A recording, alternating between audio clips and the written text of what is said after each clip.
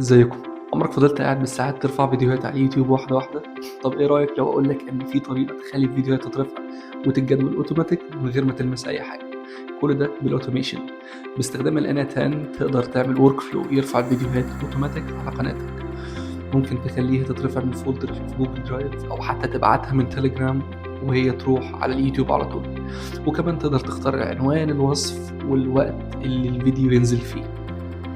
لو انت صانع محتوى هتوفر وقت وتقدر تركز على الإبداع مش بس الرفع. لو بتدير قنوات لعملاء تقدر تقدم خدمة النشر التلقائي أو الأوتوميشن وتاخد فلوس عليها. يعني الموضوع مش بس راحة، لا ده كمان بيجيب دخل.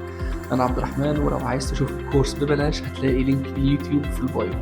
ولو عايز نسخة من الورك فلو الجاهز علشان تجربه بنفسك اكتب كلمة اوتوميشن في الكومنتات وأنا هبعت لك اللينك. وما تنساش تتابعني على اليوتيوب علشان تشوف الشرح الكامل خطوة بخطوة.